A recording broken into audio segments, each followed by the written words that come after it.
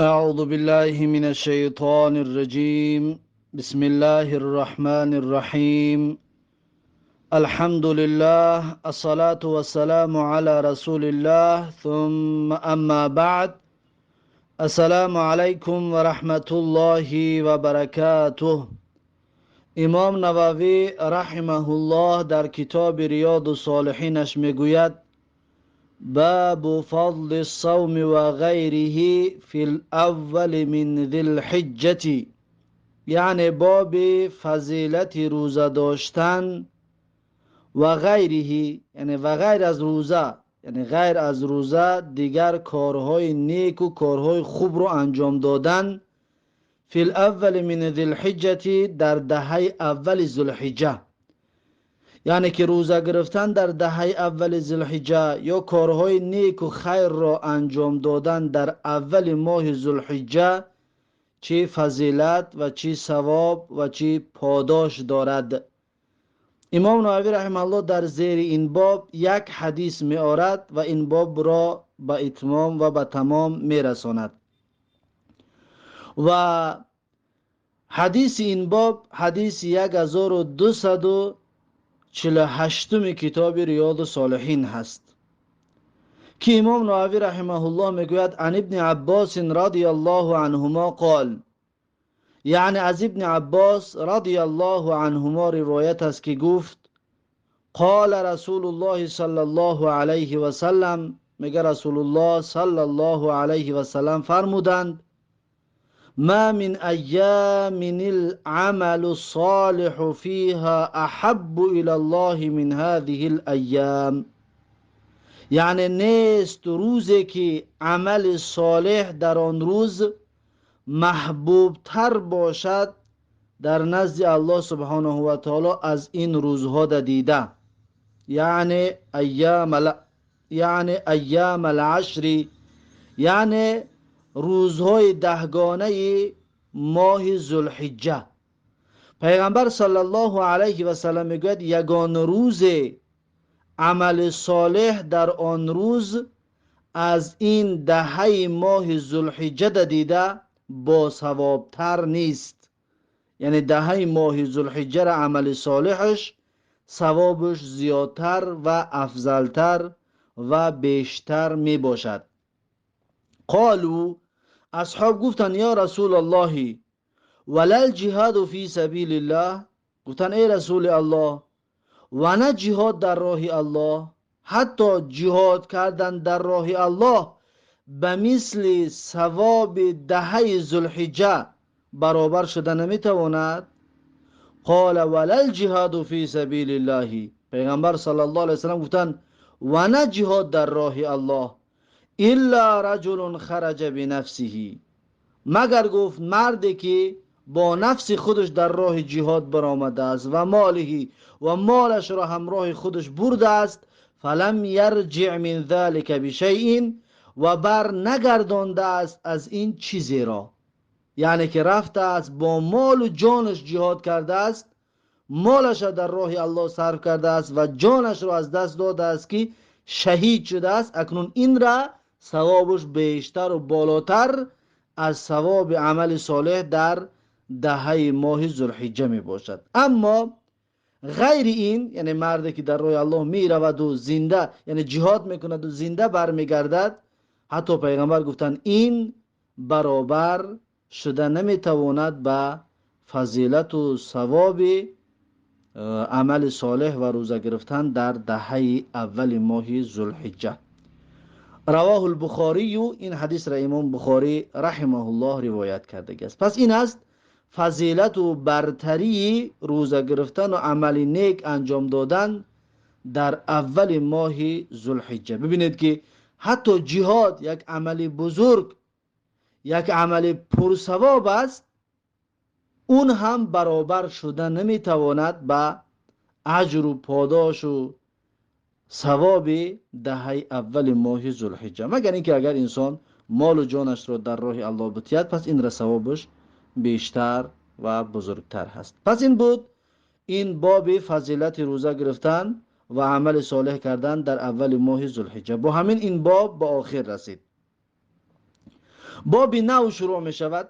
باب فضل صوم یوم عرفه و عاشوراء و تاسوعاء، یعنی باب در مسئله روزه گرفتنی، فضیلت روزه گرفتنی روز عرفه.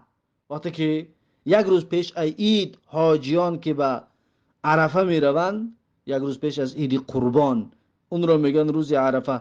فضیلت روزه گرفتن روز عرفه و همچنین فضیلت روزه گرفتن روز عاشورا، یعنی دهم ماه محرم، و همچنین روزه گرفتن روز تاسوعا، یعنی نهم ماه محرم.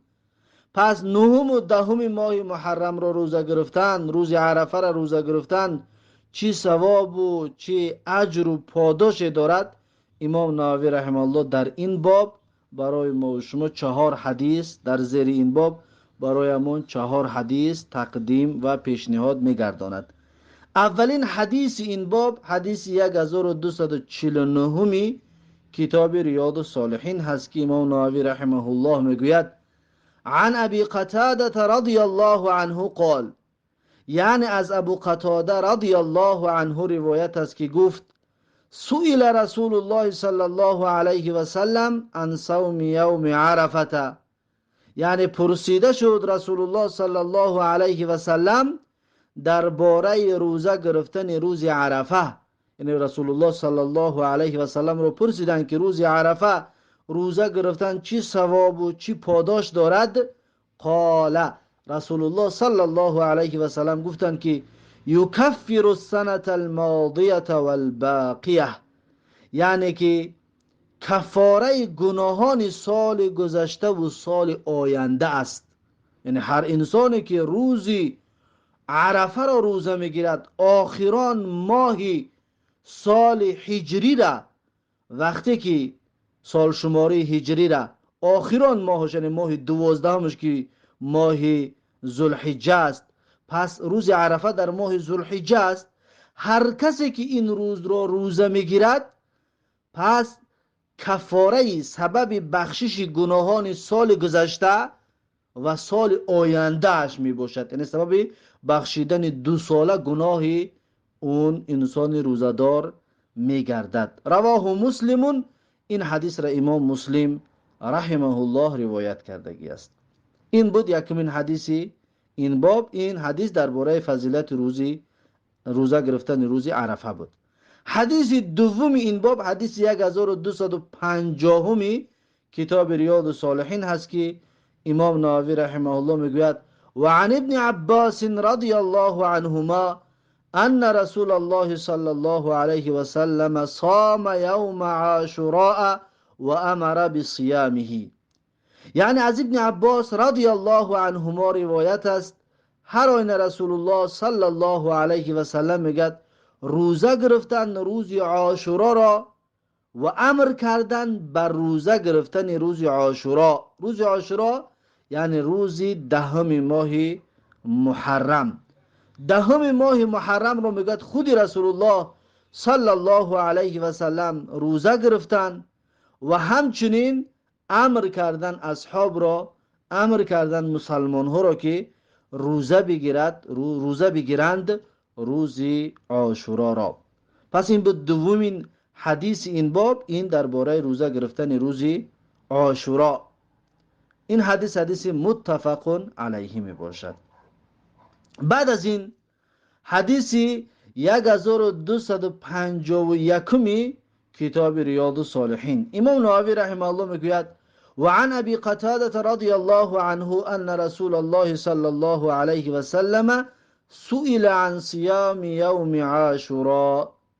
میگه از ابو قتاده رضی الله عنه روایت است هر آن رسول الله صلی الله علیه و سلم پرسیده شدند درباره روزه گرفتن روز عاشورا. از رسول الله صلی الله علیه و سلم پرسیدند که در روز عاشورا روزه گرفتن چی ثواب و پاداش دارد.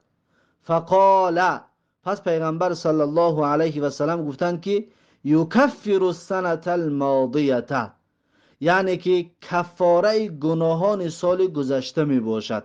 هر انسانی که روز عاشورا را، یعنی دهم ماه محرم را یعنی ماه یکمی سال شماری سال هجری رو هر کسی که روزه بدارد سبب بخشش گناهان یک ساله اش می شود.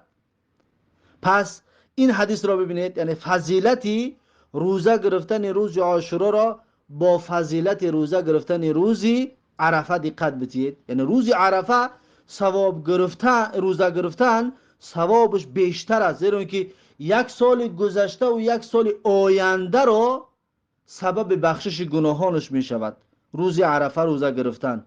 اما روز عاشورا روزه گرفتن فقط یک سال گذشته را سبب بخشش گناهانش می شده است. پس روز عرفه را روزه گرفتن ثوابش بیشتر و زیادتر هست از روز عاشورا در دیده. رواه مسلم، این حدیث را امام مسلم رحمه الله روایت کردگی است. بعد از این حدیث 1252 کتاب ریاض الصالحین که امام نووی رحمه الله میگوید و عن ابن عباس رضی الله عنهما قال، یعنی از ابن عباس رضی الله عنهما روایت است که گفتند قال رسول الله صلی الله علیه و سلم، میگه رسول الله صلی الله علیه و سلم گفتند لئن بقیت الی قابل لأصومن التاسع. میگه رسول الله صلی الله علیه و سلم گفتند که اگر بقیتو یعنی زنده باشم، زنده بمانم، الی قابل تا سال آینده. میگه رسول الله گفتند که اگر زنده باشم تا سال آینده لأصومن التاسع، حتما روز نهم ماه محرم رو همچنین روزه میگیرم. ببینید پیغمبر صلی الله علیه و سلم دهم ماه محرم رو روزه میگرفتن، اما سالی که وفات کردن گفتن اگر تا سال آینده زنده باشم روز نهم ماه محرم را یا تاسوعاش میگن، روز تاسوعا را همچنین روزه میگیرم. یعنی دو روز را، روز نهم و دهم ماه محرم رو میگوید روزه میگیرم. رواه مسلم، این حدیث را امام مسلم رحمه الله روایت کرده است. پس این بود باب فضیلت روزه گرفتن روز عرفه و همچنین روزه گرفتن روز عاشورا و تاسوعا. پس درباره این یک توضیح مختصر میتیم، بعد میگذاریم به باب بعدی. ابن القیم رحمه الله درباره روزه گرفتن روز در ماه محرم عاشورا یا تاسوعا میگوید که به سه بند تقسیم میشود. اولا روزه گرفتن افضل ترین همین است که روز نهم و دهم ماه محرم رو روزه بگیریم، یعنی هم روز تاسوعا و هم روز عاشورا را روزه گرفتن این افضل ترین و بهترین و پرثواب ترین می باشد. این اولین درجه اش است. درجه دوم، هر کسی که روز عاشورا را با روز 11 یعنی روز دهم ماه محرم را با روز 11 روزه بگیرد، زیرا که پیغمبر صلی الله علیه و سلم گفتند که مخالفت کنید یهود و نصارا را. پس یهودیان روز دهم محرم را به تنهایی روزه میگیرد، پس ما مسلمان ها مخالفتش میکنیم. نهم را با دهم روز محرم، نهم ماه محرم را با دهم روز ماه محرم روزه میگیریم. این افضل و بهتر و خوبتر است. اگر نهم را نگرفتیم دهم را با 11 میگیریم، این در درجه دوم می ایستد. این یعنی که ما یهودی ها را مخالفت کنیم، این در روز دهم، این در درجه دوم می ایستد. اما در درجه سوم فقط روز عاشورا را روزه گرفتن، تنها یک انسان روز عاشورا را روزه بگیرد. بعضی علما میگن مکروه است، اما بعضی علما دیگر میگن که نه مکروه نیست. پس روزه گرفتن در ماه محرم به سه قسم تقسیم شد. افضل ترینش روز نهم و دهم ماه محرم را روزه بگیرد، در درجه دوم دهم و 11 ماه محرم را روزه بگیرد، یا تنها دهم ماه محرم را روزه بگیرد. اما این را بعضی مکروه میگویند، بعضی علما میگن که مکروه نمی باشد. پس این هست تقسیم بندی روزه گرفتن ماه محرم. اکنون ماه محرم را دهمش را چرا روزه میگیریم؟ زیرا اینکه الله سبحانه و تعالی در این روزی دهم ماه محرم حضرت موسی علیه السلام را قومش را نجات دادن از فرعون ملعون. از فرعون ملعون نجات دادند. چطوری که پیغمبر صلی الله علیه و سلم وقتی که به مدینه رفتن دیدن که یهودی‌ها روزی عاشورا را روزه میگیرد، پس پرسیدن درباره روزه گرفتن روز عاشورا.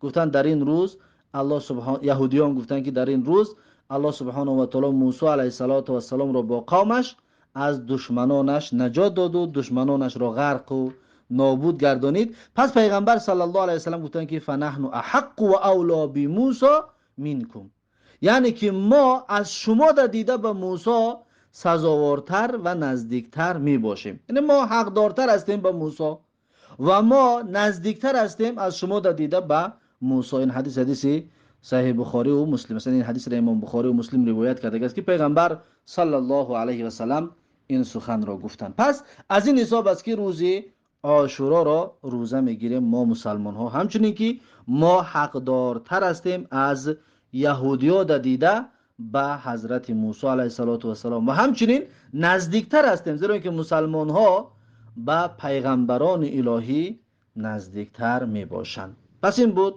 خلاصه و مختصر موضوعات و سبب روزه گرفتن روز عاشورا و این باب همچنین به آخر رسید. میگذاریم به باب نو، باب استحباب صوم 6 ایام من شوال، یعنی که باب در مسئله مستحب بودن روزه داشتن 6 روزی از ماه شوال.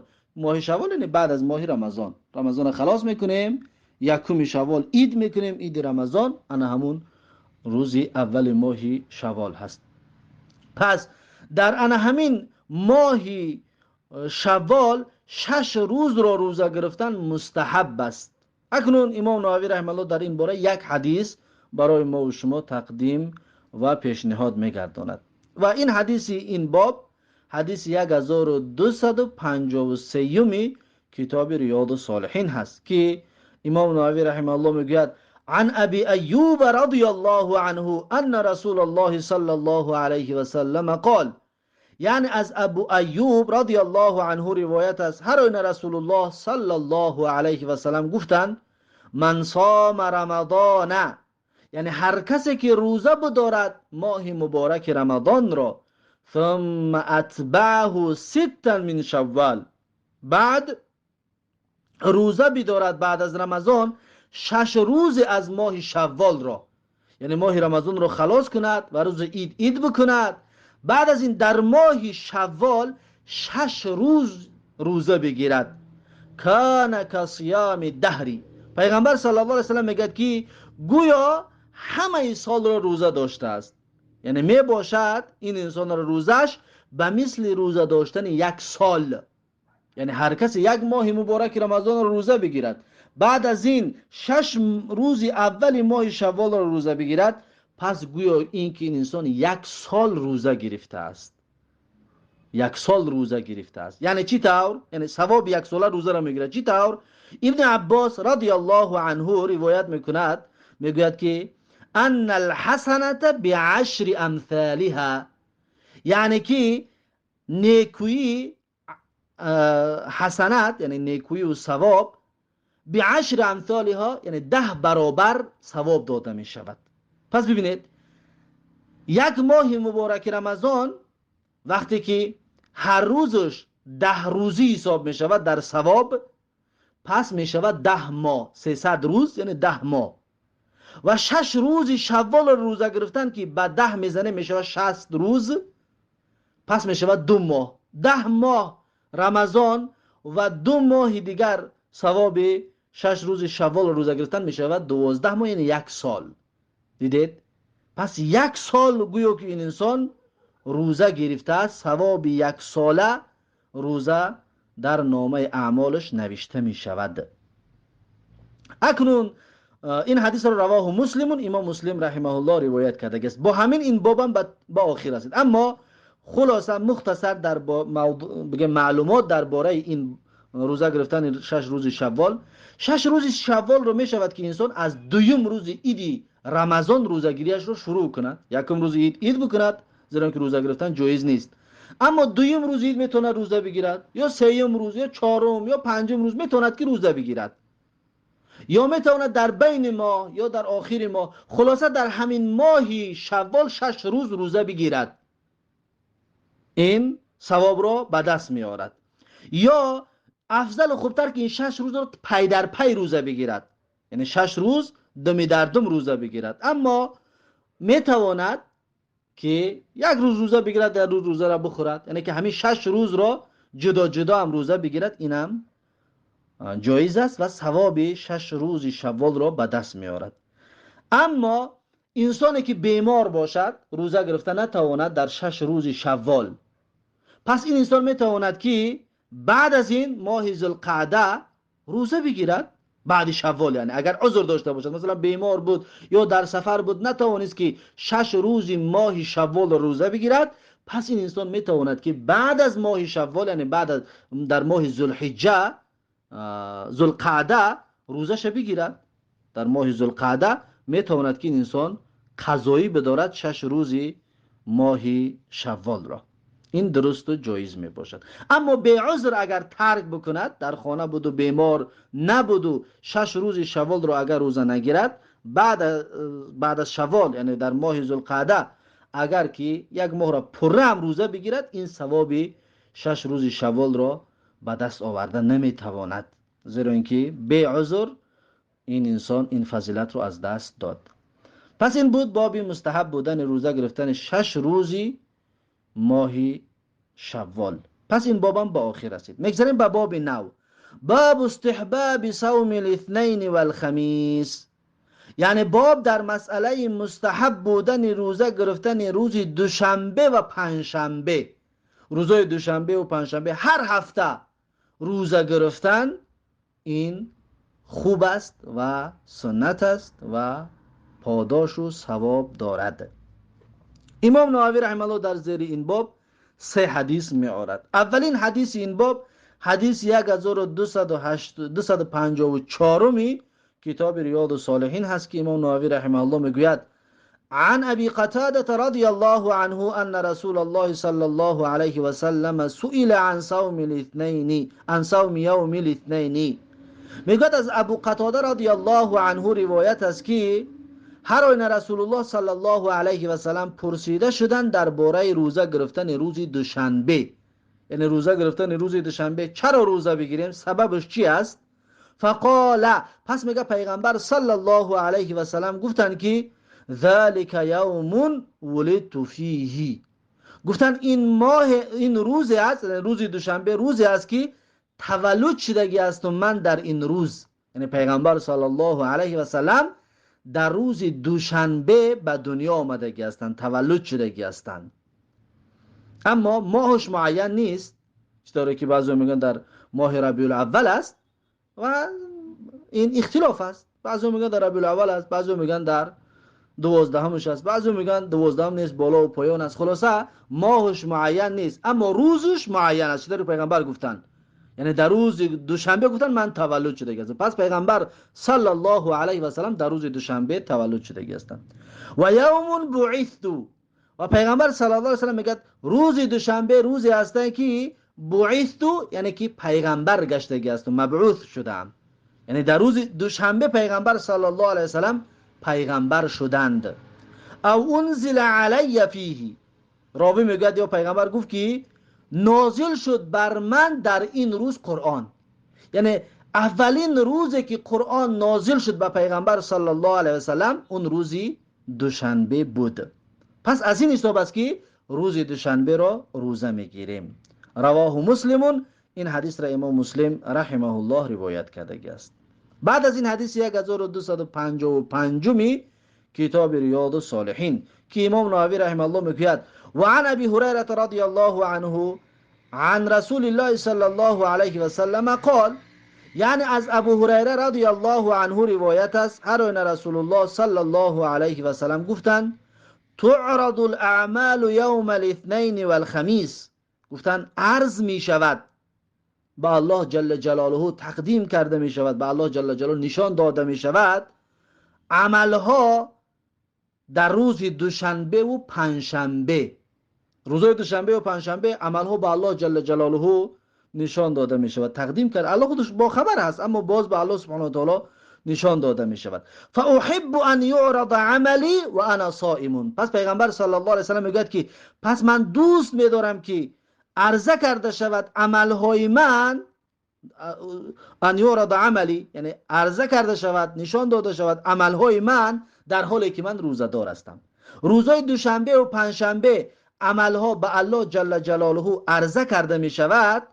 پس پیغمبر صلی الله علیه و سلم میگه روزهای دوشنبه و پنجشنبه رو روزه میگیرم تا اینکه عمل من با روزه باشد، یعنی که در حال من روزه دار هستم عملهام به الله جل جلاله عرضه کرده شود، نشان داده شود. رواه الترمذی و قال، این حدیث را امام ترمذی رحمه الله روایت کرده و گفته است که حدیث حسن، این حدیث حسن است.